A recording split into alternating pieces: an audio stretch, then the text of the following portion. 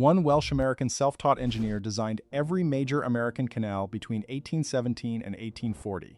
His name was Benjamin Wright. He was born in Wethersfield, Connecticut in 1770 and apprenticed as a land surveyor in his teens. He had no formal engineering training. The New York Canal Commission appointed him chief engineer of the Eastern Erie Canal section in 1816 anyway. Over the next 24 years, he served as chief or consulting engineer on the Delaware and Hudson Canal, the Chesapeake and Ohio Canal, the James River Canal in Virginia, the Welland Canal in Canada, the St. Lawrence River surveys, and the first American railroad surveys. He trained 40 to 60 American civil engineers as his apprentices. The American Society of Civil Engineers calls him the father of American civil engineering. Benjamin Wright was a Welsh American by ancestry. His family had emigrated from Wales to the New England colonies in the 17th century. By the time Benjamin was born in 1770, the Wrights had been in Wethersfield, Connecticut for approximately 100 years.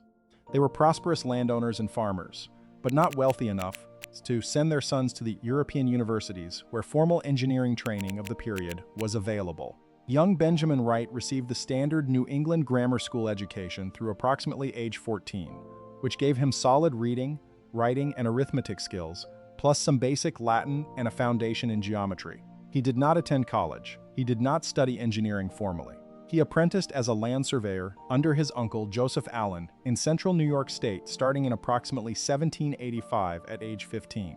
Land surveying in the late 18th century was a respectable trade that combined mathematics, geometry, geography, and outdoor fieldwork. American land surveyors worked the township boundary surveys that the federal government required for newly acquired western lands. They worked the property surveys for individual farm transactions in the eastern states. They worked the construction surveys for roads, canals, mills, and dams.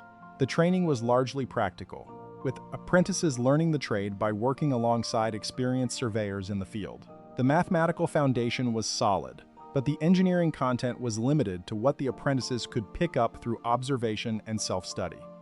Benjamin Wright worked as a land surveyor in the Mohawk Valley of central New York from 1789 through approximately 1810. During those 20 years, he surveyed approximately 500,000 acres of New York state land for the Holland Land Company, the Pulteney Estate, and various private landowners. He also worked some early canal surveys for the proposed western route across New York State, including preliminary work for what would eventually become the Erie Canal. By 1812, when the New York State Legislature first seriously considered building a state canal from Albany to Buffalo, Wright was one of the most experienced land surveyors in upstate New York. He had personal knowledge of the terrain along the proposed canal route. He had personal relationships with the major landowners along the route. He had the technical skill to lay out the canal alignment and to estimate construction costs. If you appreciate the depth of these American industrial heritage stories and want to support more of them, join at the Boss tier for early access and members-only polls, or Final Boss for member shoutouts and members-only videos. The link is in the description below. Now we walk through how a self-taught land surveyor became the chief engineer of the largest civil engineering project in American history up to that date. In April 1816, the New York State Legislature appropriated funds to begin construction of the Erie Canal. The canal would run 363 miles from Albany on the Hudson River to Buffalo on Lake Erie. The total cost was estimated at $7 million in 1816 dollars, equivalent to roughly $220 million today. The state legislature appointed a canal commission to manage the project. The commission needed a chief engineer.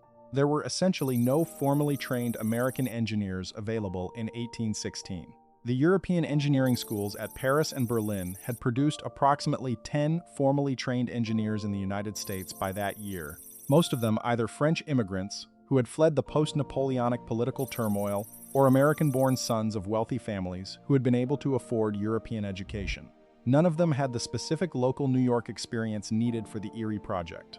The Canal Commission appointed 2 co-chief engineers, both of whom were self-taught American land surveyors with extensive local experience. Benjamin Wright was appointed chief engineer of the eastern section, from Albany to Rome, New York. James Geddes was appointed chief engineer of the western section, from Rome to Buffalo. Wright managed the Eastern Erie Canal construction from 1816 to 1825. The eastern section ran approximately 180 miles from Albany to Rome. It included the major lock system at Cohoes Falls, where the canal descended from the Mohawk Valley to the Hudson River, plus dozens of smaller locks, aqueducts, and bridges along the route. Wright personally designed the lock specifications, the aqueduct specifications, and the canal cross-section dimensions. He hired the contractors who built each segment of the canal. He supervised the construction crews. He trained the field engineers who worked under him. By 1825, when the Erie Canal opened along its full length, Wright had effectively built the first major American civil engineering organization, with a hierarchy of trained engineers, contractors, and laborers that could execute large-scale infrastructure work. The single most important engineering decision Wright made on the Erie Canal was the lock system at Lockport. The Erie Canal needed to climb approximately 70 feet from the Genesee River Valley to the Niagara Escarpment at the western end of the canal. The standard 19th century canal lock could handle approximately 12 feet of elevation change per lock. To climb 70 feet at Lockport, Wright designed a system of 5 locks in series, each handling 14 feet of lift, with the locks arranged in 2 parallel channels so that boats could pass each other on the climb. The Lockport locks were completed in 1825 and were widely considered the most impressive engineering achievement on the Erie Canal. The original 5 double locks were replaced with a single deeper lock in the early 20th century. But the original lock chambers remain visible today at the Lockport Locks State Historic Site. I have written the full story of this down. The Erie Canal, Volume 1, The Men Nobody Wrote a Book About. Every worker in it came from the real payroll records. If you want it, the link is in the description, or scan the code on screen. Now, back to the work. If you are new here and enjoying this kind of historical depth, subscribe so you do not miss the next video. We publish 2 videos per day this week. Now we walk through what Wright did after the Erie Canal opened and how he came to design every other major American canal of the next 15 years. The Erie Canal engineering challenges that Wright solved during the construction were unprecedented in American civil engineering up to that date. The single most difficult engineering problem on the eastern section was the descent from the Mohawk Valley to the Hudson River at Cohoes Falls. The Mohawk River drops approximately 75 feet over the Cohoes Falls between the upper Mohawk Valley and the Hudson River near Albany. The canal had to either go around the falls through a series of locks or cross the falls via an aqueduct. Wright designed a 16-lock system at Cohoes that descended the 75-foot elevation in stages of approximately 4.5 feet per lock. The Cohoes locks were completed in 1823 and were the largest concentration of consecutive locks on the Erie Canal. The original Cohoes locks have been replaced by modern lock structures, but the alignment Wright established in 1823 remains the alignment the modern Erie Canal follows through Cohoes.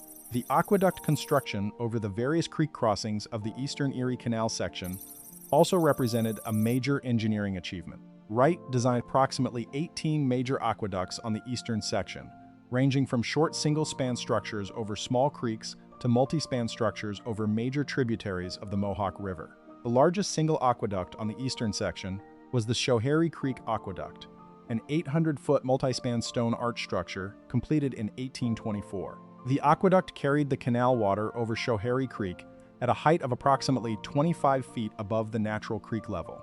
The Schoharie Creek Aqueduct was used continuously from 1824 until the canal abandonment of the late 1880s, when railroad competition forced the Erie Canal to be replaced by the New York State Barge Canal System.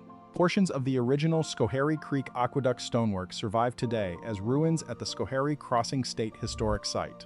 The lock chamber specifications that Wright established for the Erie Canal became the standard for subsequent American canal construction. The Erie Canal locks were 90 feet long and 15 feet wide, sized to accommodate the canal boats of the era.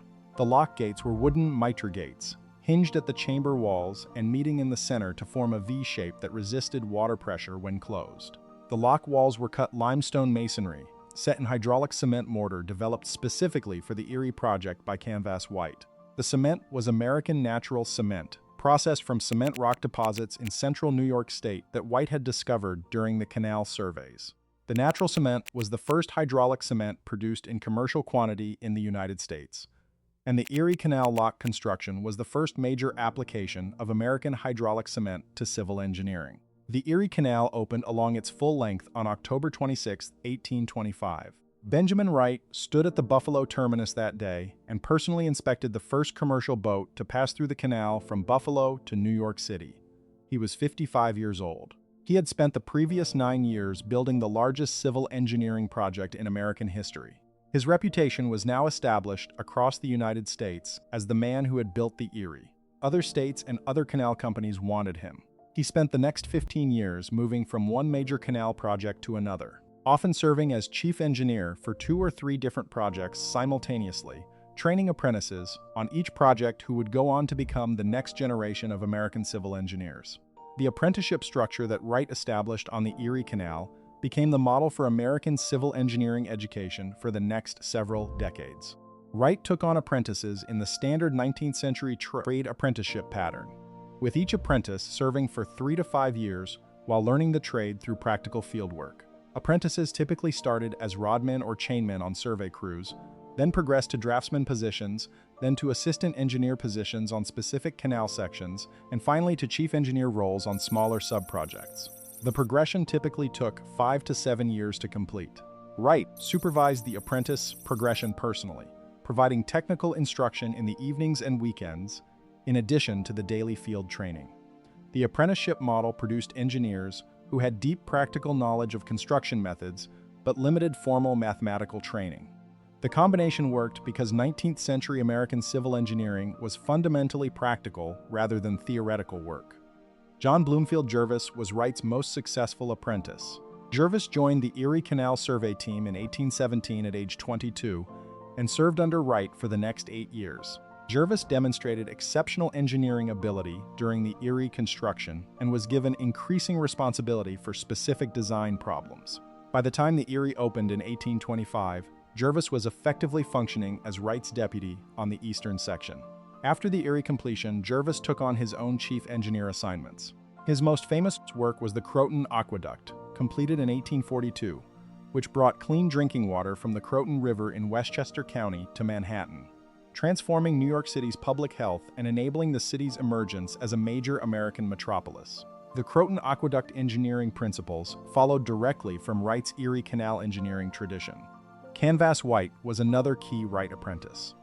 White joined the Erie Canal team in 1818 at age 28 after several years of independent engineering work in upstate New York. During his time with Wright on the Erie, White made the breakthrough discovery that American natural cement rocks could be processed into hydraulic cement equivalent to or better than the imported English Portland cement that had previously been the only available material for underwater masonry work.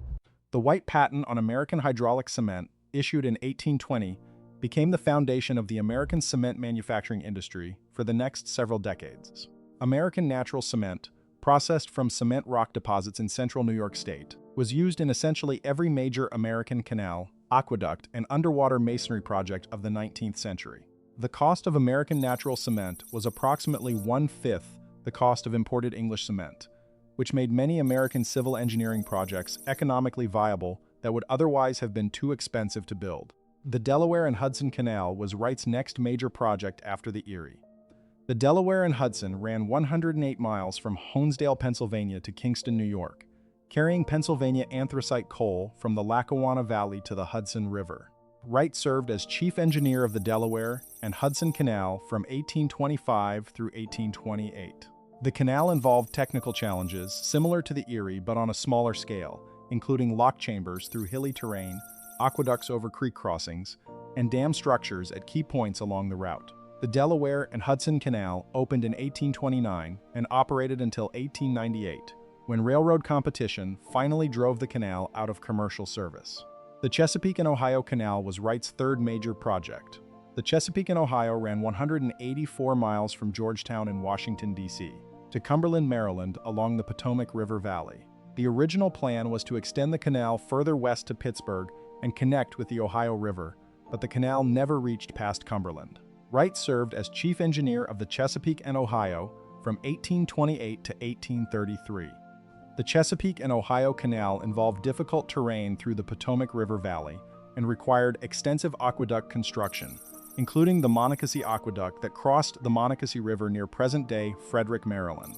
The aqueduct was completed in 1833 under Wright's direct supervision and is still standing today as one of the longest masonry aqueducts in the United States. The Chesapeake and Ohio Canal construction work that Wright supervised between 1828 and 1833 deserves more detailed treatment because the canal involved several engineering features that pushed the limits of 19th-century American canal construction. The Monocacy Aqueduct over the Monocacy River near Frederick, Maryland, completed in 1833 under Wright's direct supervision, was a 7-arch stone masonry structure approximately 516 feet long. The Monocacy Aqueduct was the longest stone aqueduct on the canal and one of the longest masonry aqueducts ever built in the United States. The 7 arches were each 70-foot semicircular spans, carried on stone piers founded directly on bedrock. The total cost of the Monocacy Aqueduct was approximately $120,000 in 1833 dollars, equivalent to roughly $4 million today. The aqueduct still stands today as one of the major preserved engineering structures of the Chesapeake and Ohio Canal, now within the Chesapeake and Ohio Canal National Historical Park. The Paw Paw Tunnel was the most challenging engineering feature on the Chesapeake and Ohio Canal. The Paw Paw Tunnel ran approximately 3,118 feet through a sandstone ridge in eastern West Virginia, allowing the canal to shortcut a sharp meander in the Potomac River. Wright designed the Paw Paw Tunnel during his time as chief engineer of the Chesapeake and Ohio, but the actual construction proceeded slowly and was not completed until 1850, 18 years after Wright had moved on to other projects. The tunnel construction was supervised in his absence by various successor chief engineers, but the basic engineering design was Wright's work. The Paw Paw Tunnel still exists today as part of the Chesapeake and Ohio Canal National Historical Park and is the longest canal tunnel ever built in the United States. The Chesapeake and Ohio Canal operated as a commercial canal from 1831 through 1924, carrying coal from the western Maryland coalfields to the Washington, D.C. and Georgetown markets. The canal was decommissioned in 1924 after a major flood damaged substantial portions of the route, and the operating company declined to pay for the repairs. The canal infrastructure, including the locks, aqueducts, and tunnels, was acquired by the federal government in 1938 and is now preserved as the Chesapeake and Ohio Canal National Historical Park. Visitors today can walk the entire 184-mile length of the original canal towpath, with most of the original engineering structures, including the Monocacy Aqueduct, the Paw Paw Tunnel, and the various lock chambers still in place. The James River and Kanawha Canal in Virginia was Wright's 4th major canal project. The canal ran approximately 150 miles from Richmond, Virginia, westward along the James River, and was intended to eventually connect to the Kanawha River system in present-day West Virginia. Wright served as chief consulting engineer for the James River Canal from 1832 to 1836. The canal opened in segments and reached its full operational length to Buchanan, Virginia by 1851 after Wright's death. The James River Canal operated until the Civil War destroyed substantial portions of the route. Some surviving lock structures remain in operation today as part of the James River Heritage Trail. The Welland Canal in Ontario, Canada was Wright's first major international project. The Welland connects Lake Erie to Lake Ontario by routing around Niagara Falls, allowing commercial ship traffic to bypass the falls. The original Welland Canal opened in 1829 under primary direction of William Hamilton Merritt, but Wright served as consulting engineer from 1827 through 1833, providing technical advice on lock design, channel grading, and dam construction. The Welland Canal has been substantially rebuilt 3 times since the original 1829 construction, most recently in 1932, but the basic alignment Wright helped establish in the 1830s remains the route the modern Welland follows. The Welland Canal is still in active commercial service today as part of the St. Lawrence Seaway System. The St. Lawrence River Navigation Surveys were Wright's last major engineering project. In 1834, the governments of New York State and the province of Upper Canada jointly commissioned Wright to survey the St. Lawrence River from Lake Ontario to Montreal, with the view to identifying the engineering work that would be required to make the river fully navigable for commercial shipping. Wright spent 2 summers on the survey work, traveling the river by boat with a team of assistants. He produced a comprehensive engineering report identifying the major rapids, the necessary canal bypasses, the dam construction requirements, and the cost estimates. The St. Lawrence River Navigation System that was eventually built between the 1840s and the 1950s, culminating in the St. Lawrence Seaway opening in 1959, followed many of the engineering principles Wright had identified in his 1834 survey. In the 1830s, Wright also turned his attention to the emerging American railroad construction industry. He served as chief engineer or consulting engineer for several of the earliest American railroads, including the New York and Erie Railroad, the original Erie Railroad, and various railroad survey projects across the Midwest. The principles of railroad engineering were in many ways an extension of the canal engineering Wright had been doing for 2 decades, with the major difference being that railroad grading was steeper and tighter than canal grading. Wright's railroad survey work in the 1830s produced the first generation of trained American railroad engineers, including several of his canal apprentices who transitioned successfully from canal work to railroad work. The apprentices Wright trained over the course of his career became the next generation of American civil engineers. The most important of them was John Bloomfield Jervis, who worked under Wright on the Erie Canal eastern section and then went on to design the Croton Aqueduct that brought water to New York City in the 1840s. James Geddes, the co-chief engineer of the Western Erie Canal section, was technically a peer of Wright's rather than an apprentice, but the two worked closely together on the Erie, and Geddes credited Wright with significant technical instruction. Canvas White, who worked under Wright on the Erie, developed American hydraulic cement and went on to be a major canal engineer in his own right. Nathan Roberts, who worked under Wright on the Lockport locks specifically, designed the lock system that became the standard for American canal engineering. Approximately 40 to 60 American civil engineers trained under Wright during his career, with the larger number including all of his canal field engineers, and the smaller number being the more senior apprentice who went on to chief engineer roles themselves. Anyone who has seen the masonry on a 150-year-old canal aqueduct knows this. Benjamin Wright's career was the foundation of American civil engineering as a profession. Before Wright, the United States had a handful of European-trained engineers and a few self-taught military engineers from the War of 1812. After Wright, the United States had a professional civil engineering corps of 50 to 100 trained engineers, all of whom had either worked under Wright directly or had been trained by someone who worked under Wright. The American railroad expansion of the 1840s and 1850s, the Croton Aqueduct, the major eastern reservoir systems, the early Mississippi River engineering, the St. Lawrence Seaway development that took place decades after Wright's death, all of it traces back through the professional lineage that Wright established between 1816 and 1840. Wright died in New York City on August 24, 1842. He was 72 years old. He was working until the end, with his last consulting reports dated only weeks before his death. The American Society of Civil Engineers did not exist when Wright died. The society was founded in 1852, 10 years after Wright's death, by engineers who had largely been trained either directly by Wright or by Wright's apprentices. The society formally designated Benjamin Wright as the father of American civil engineering in 1969, 127 years after his death. The designation was symbolic but accurate. Wright was the foundation. Every American civil engineer who has worked in the United States since 1816 has been working in a tradition that Wright essentially created. If this is the kind of history you want kept, the book is the place it lives. The Erie Canal, Volume 1. Link in the description, or scan the code. Thank you for sitting with these men. Before we close, if this kind of pre-modern engineering story is what you came for, the final boss tier at $9.99 gets you members-only videos plus your name in upcoming uploads. Boss tier at $4.99 for early access. Link in the description. Thanks for watching to the end. Benjamin Wright died in New York City on August 24, 1842. He was 72 years old. The Erie Canal he had served as chief engineer of carried freight at full capacity for the next 50 years before railroad competition began to displace canal commerce. The Delaware and Hudson Canal he had designed carried Pennsylvania anthracite to New York for the next 80 years. The Chesapeake and Ohio Canal he had laid out carried coal to Washington, D.C.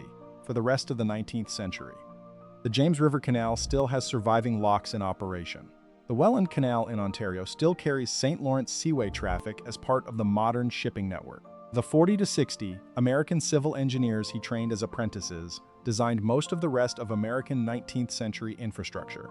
The American Society of Civil Engineers formally designated him the father of American civil engineering in 1969, 127 years after his death. The records prove it. The canals Wright designed are still carrying water. The professional tradition he established still shapes American civil engineering today.